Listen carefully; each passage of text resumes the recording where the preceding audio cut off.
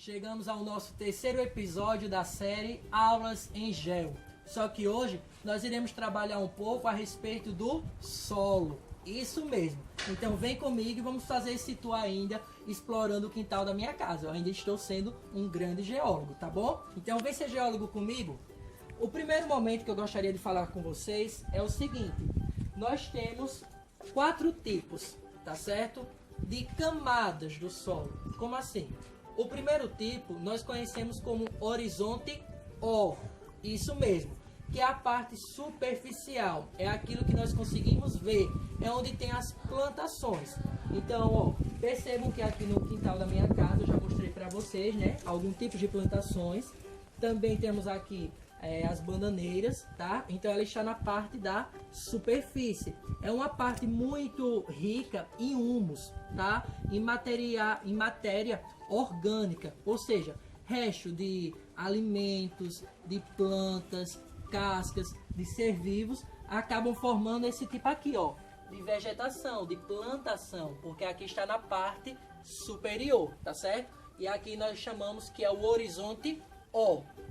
O segundo horizonte que nós iremos falar é o horizonte A.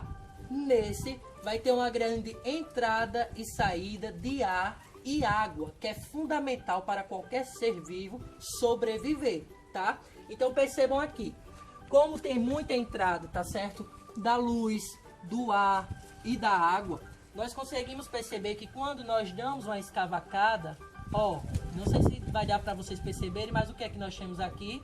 Ser vivo, que principalmente nós chamamos aqui de minhocas, e também pode ter qualquer outro tipo de inseto. Então, para elas poderem sobreviver aqui nessa camada, é porque tem toda essa porosidade, ou seja, poros, pequenas portinhas, entradas que dão acesso à luz, tá certo? À água e ao ar. Então, por isso que elas acabam sobrevivendo aqui, ok? O nosso terceiro horizonte, nós chamamos ele de horizonte B. Ele é uma camada um pouco mais seca, tá certo? Então venham aqui comigo. Ali é uma parte um pouco mais úmida, o horizonte A. Quando a gente está falando do horizonte B, percebam que ele é um pouco mais, ó, seco, tá certo? Ó, é difícil até mesmo da gente acabar escavacando. Por quê? Por ele ter menos portas, menos janelinhas, que são chamadas de poros, acaba evitando a entrada do ar ou até mesmo da água. Então ele não fica muito úmido, ó, ele fica ressecado. Consequentemente aqui, também nós não conseguimos perceber a presença de algum ser vivo, tá? Porque se não tem água, não tem a luz, se não tem o ar, não tem como ter vida. Deu para compreender? Agora, o nosso último horizonte que nós iremos estudar é o horizonte C, que ele é aquela parte um pouco mais dura, tá certo? Mas que é considerado a matriz, que quando ele vai se fragmentando, ele vai formando essas camadas que nós temos estudado. Vocês querem ver na prática? Então vem comigo.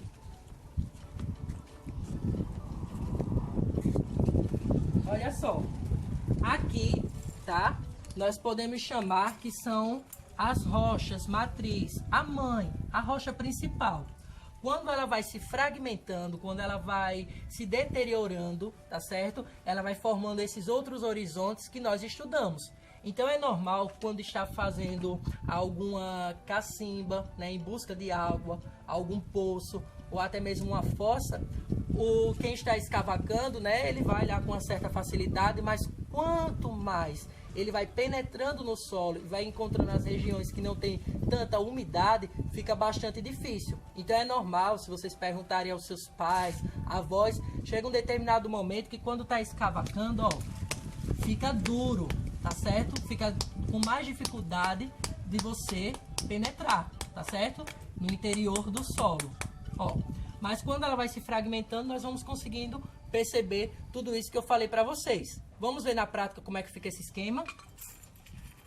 Vamos agora do final para o início, tá bom? Olha só. O horizonte C que nós temos, tá? São as rochas matriz. A rocha mãe, as rochas principais. Quando elas vão se fragmentando, nós vamos conseguir encontrar o que? O horizonte B, que é essa parte mais ressecada. Vocês lembram que eu falei para vocês que não tem muita entrada da umidade, então ele fica um pouco mais ressecado.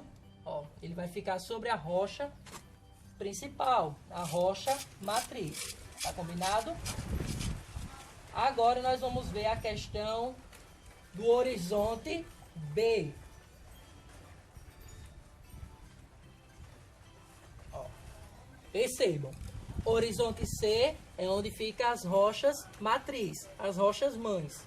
Na rocha B, nós conseguimos perceber aquela parte, tá, que não tem ser vivo, porque consequentemente a quantidade de janelinhas, que são chamadas de poros, não estão permitindo que os coleguinhas, que são chamados de água, ar, luz, acabe penetrando. Então é um pouco ressecado.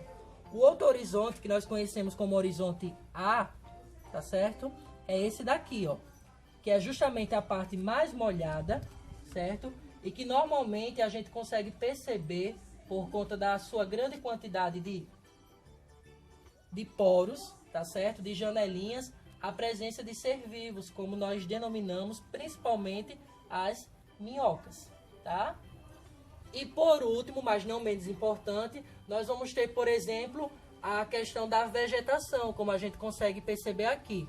Eu não vou conseguir tirar, deixa eu ver aqui, consegui, ó, que é a parte frutífera, tá certo? A parte fértil, onde tem a matéria orgânica. Então aqui a gente consegue plantar e a gente vai conseguir produzir alguma árvore, frutos, tá bom?